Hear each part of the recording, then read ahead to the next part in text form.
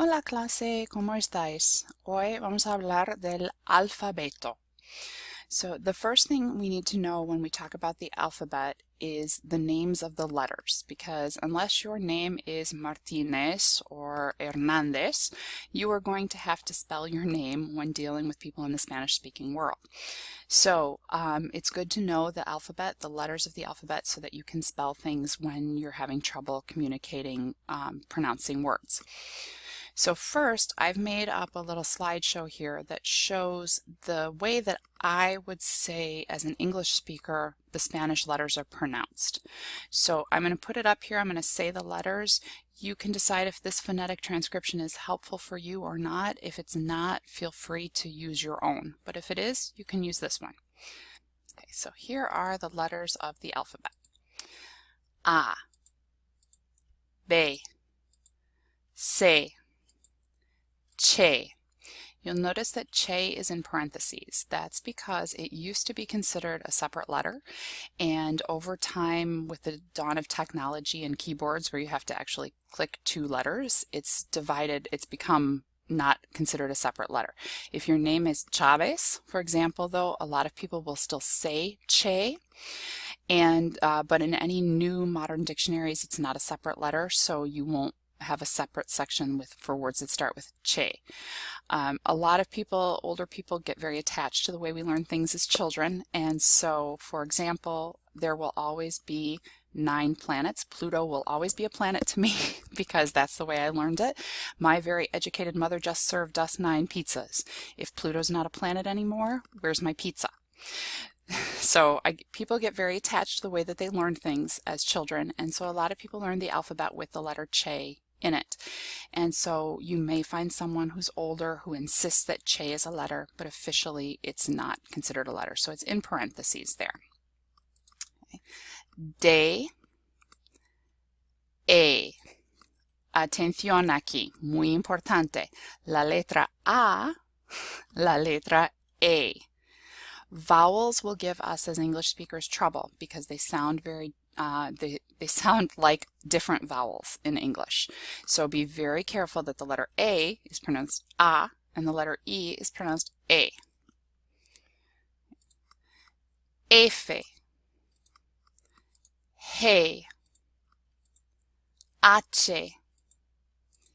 I. Atención a las vocales. J, K, L, Ey, M, N, Ñ. This is a separate letter. It has a separate key on the Spanish keyboard. It is often used to represent Spanish, the Spanish language, because it's the only that's the only language that uses this letter. So this is actually considered a separate letter than just the N with an accent on it. Accents only go on vowels. This is the letter Ñ. O, P, Q, R, R, S, T, U, B, W, X, Y, Z. Now you may have noticed that the letters B and V are spelled the same. B in my phonetic transcription. That is because those two letters are pronounced the same. We'll talk about that a little bit more in a few minutes. But in some countries, they will use, for the letter B, they will call it B grande, and the letter V, they will call it B chica. So big B and little b, because the lowercase letter of B is taller, so it's bigger, and the V is shorter, so it's smaller. In Spain, they tend to call the V the letter is called V, which is like the B that looks like a U. So if you're ever not sure, you can always ask someone B grande, B chica, or B or V. things like that to try and get that. We'll talk a little bit more about the pronunciation of the letters, but what I want you to really avoid is saying the letter B as one sound and the letter V as another. The V sound does not exist in English, or in Spanish, I apologize. Okay, once you've learned the names of the letters, Spanish is really helpful to learn the sounds that the letters represent. Spanish is a very phonetic language. English is not. If you've ever heard this before, I apologize for using it again, but if you look at the word down on the Word document here that I wrote there, how do you pronounce that? Okay, that's an English word. How do you pronounce that? You're probably saying goatee, something like that. Well, no, it's the word fish. You're saying, how is that the word fish? Well, because if I can say F for the letters GH in the word rough, and I for the letter O in women, and sh for the letters TI in nation, why can't I spell fish that way?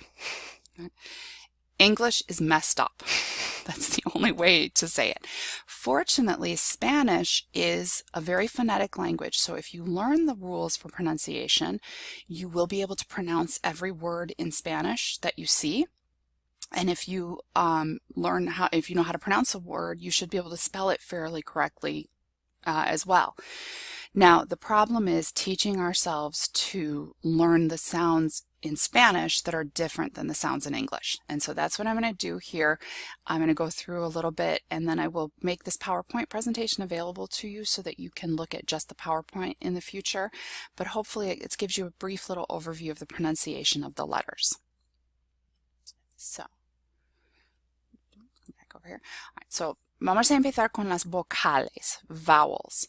This is what gives English speakers a really hard time because it is, they are different, they're pronounced differently than in English. So the letter A is pronounced A, the letter E is pronounced A, the letter I is pronounced E, the letter O, we finally get one that is the same, and the letter U is pronounced U. So this tends to lead to a lot of confusion for English speakers where we mix up the A's and the E's and the I's. So it does take some training, it takes some time to get used to that, but once you get used to it, they're always pronounced the same. And that's something that's a benefit because in English, that's not the case. So I'm down here in my Word document again, and so I just use this for showing examples. For example, if I have this word, you have the word cat. The A in that word is pronounced A. But in the name Kate, the A is now pronounced A. And in the word woman, the A is now pronounced A.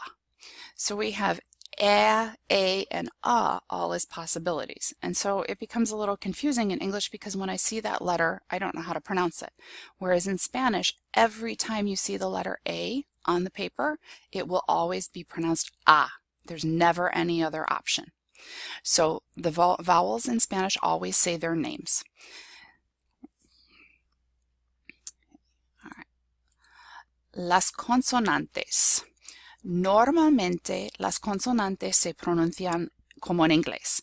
So the letter B is pronounced, the letter B is pronounced B, the letter D is pronounced D, the letter P is pronounced P. Now, this is a super simplification. This is not true at all. I would say I wrote my doctoral dissertation, so 200 pages, on B, D, G, P, T, and K. 6 sounds, and the 6 sounds that sound very, very similar in English and Spanish, but how they are actually different. If you're curious, I'm more than happy to share that with you if you want to learn more about it. But for our purposes at this level, I find that it's easier to start with a simplification. So if you go out after you've listened to this presentation, you go out in the real world and you hear something that's slightly different, yes, you are probably hearing something slightly different, but I'm not going to get into the details here. The important thing is it makes it easier for us if we memorize, okay, B is pronounced just like in English, D is pronounced like in English, P is pronounced like in English. Then we only have to memorize the exceptions. So we're going to take a look at some of the exceptions here. So the letter se, okay, the name of the letter is se, but it makes two possible sounds. It can make the sound s or the sound k, just like in English actually. The difference is the letter that comes after it. So if you have, for example, a CE or a CI, the word will be pronounced, the letter C will be pronounced S. So for example, in the word cejas, which is eyebrows, or in the word cisne, swan.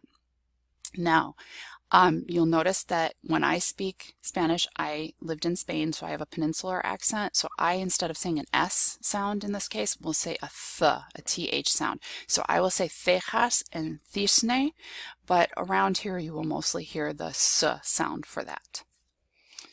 If you have a CO, a CA, a CU, or a C plus a consonant, it will be pronounced K. So for example, in the word cola, which is tail or like Coca-Cola or a line, if you have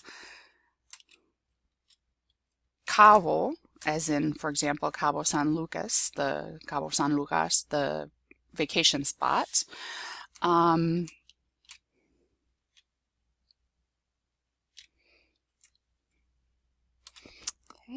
So in the word cubo, por ejemplo, a word for bucket, you have the hard k sound, and claro, which means clear or of course.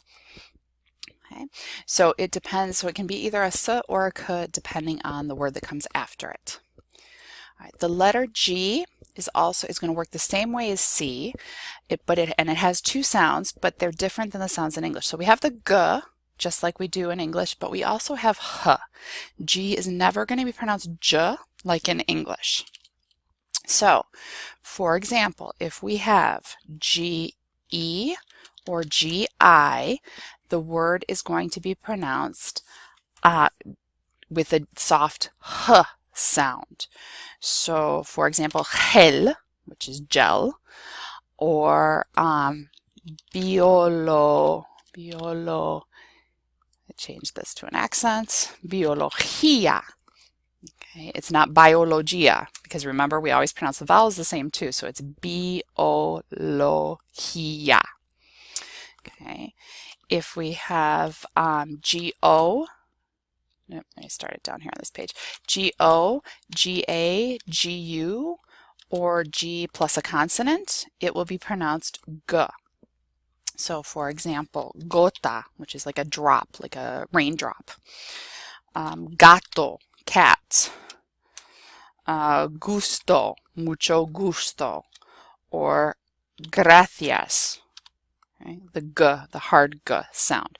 So you have to pay attention to the word that comes after it. Just be careful with the letter G never to make a j sound. It's always a h sound.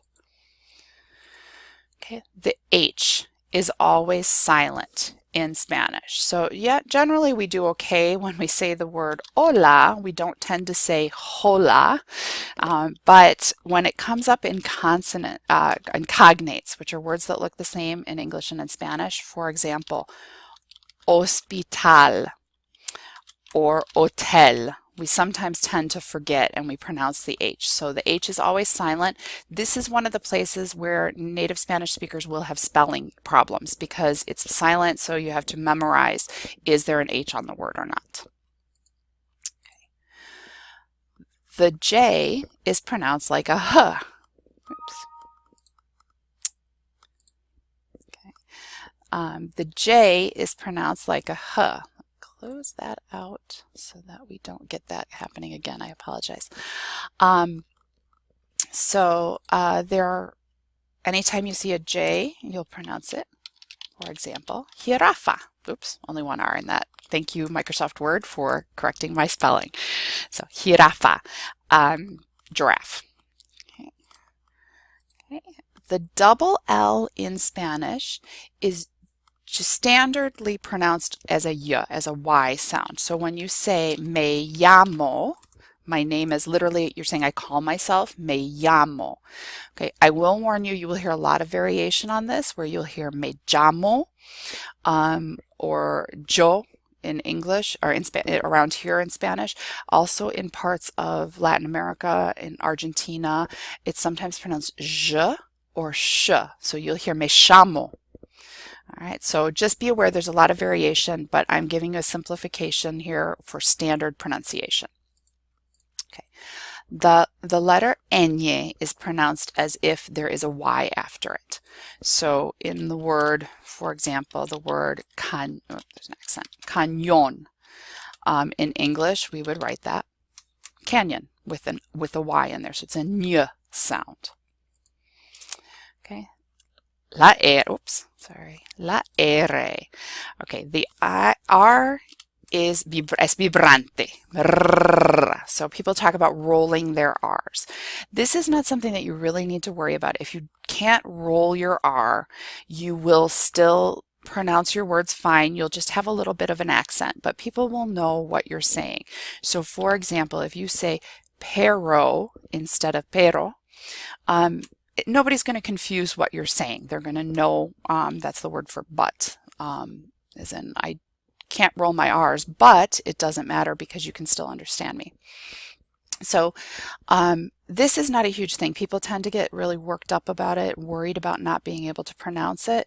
And it's really not a big deal because you'll still get your point across, you'll still be understood. And you're going to have an accent no matter what. If you're starting learning a foreign language as an adult, you're going to have an accent. If you want to work on it, there are ways to work on this, but I don't want you to get so obsessed with pronouncing the R that you ignore things like the G and you pronounce this word biologia, because no one's going to have any idea what you're saying there. If you say pero instead of pero, they know what you're saying. So, so don't worry about it too much, but if you do want to work on it, you can actually produce it. Students tell me all the time, I can't roll my R's, I can't roll my R's. If you are a native English speaker from the United States, you can roll your R's.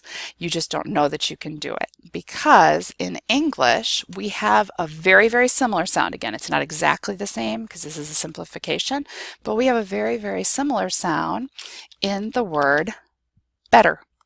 We don't say better. Now, if you're from somewhere other English-speaking country, you may say better. But we here in most of the United States, especially here in the Midwest, we say better. And it's actually what's called a tap. It is the tip of your tongue tapping against what's called the alveolar ridge, the hard part behind your teeth. And it's tapping there. And to us, it almost sounds like a D sound. Better, better. And so an exercise that you can do to work on your pronunciation is change that B to a P and say petter, a person who pets. English is really great that way. We can make up words all the time. You probably have never said that before, but it is officially a word. It's going to underline it because it thinks that I'm typing in Spanish right now, so it's marking it as misspelled. So say petter and then say O, and say it over and over again as fast as you can until eventually, hopefully, it will go from pero, pero, pero, pero, pero, and you'll turn it into that word pero. Okay. Another one to work on is to say the expression pot of tea, but don't say pot of tea. Say it in the fast normal pot. I'm going to go make a pot of tea, pot of tea, pot of tea, pot of tea over and over again, and eventually you'll be saying para ti, which is for you, para ti. So we do have the same sound in English. It's just that we use it to represent usually T's and T's and D's instead of R's. So if you ever find you're listening to one of the recordings and you feel like you're putting D's in a lot, check and see if it might be an R if you're having trouble getting the right answer. Okay, and the double R just vibrates more. It's called a trill. So it just taps, it's the tap, but it just taps more times. All right, the V and the B are pronounced the same. This is much more complicated than that. There are a couple of different sounds, but what I want you to avoid is saying V for the letter V and B for the letter B, because they are both pronounced the same. So here I have boca, baca. Both of those are pronounced the same. They're both pronounced like a b sound. Boca, baca. And then I also have ave and sábado. So there you have the B and the V both in similar positions, and they're both pronounced the same. Ave, sábado. So you are probably hearing a difference. The first two, where it's at the beginning of the word, it sounds like a B, and the last two, where it's in the middle of the word, it sounds kind of like our V. It's not our V though, it's what's called an approximant. And so it's actually basically making our V sound, but instead of using your teeth, it's using just your two lips. So V, V, V.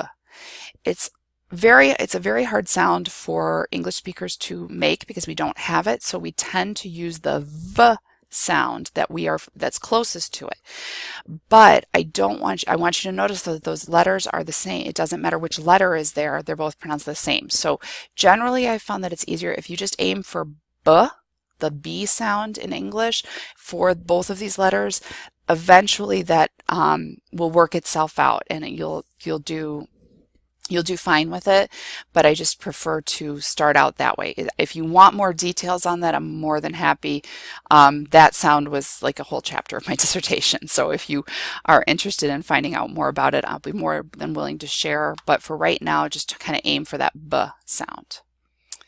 All right. The X is usually pronounced like in English, X, like a KS together. So for example, an examen or taxi. But in certain words of Mexican origin, it is pronounced H. So when you have the word Mexicano or Mexico, you don't pronounce it as an X. The last letter, Z, is pronounced like a S. It's pronounced like an S. It's not voiced. And so when you have, for example, the word for shoes, this is pronounced zapatos, not zapatos. Okay. In Spain, again, you will hear zapatos, the TH sound, but it's never pronounced Z. It's always S or Th. All right, so should be the end of the show. So hopefully this has given you a little idea. I know it's a lot of material, but this is a video, so you can go back and rewind over it and listen to the parts that are that you need to hear again. You might want to revisit this video later after, because this was a lot of information to come at you at one time. So you might want to revisit it later when you have a chance to start practicing with some of these words.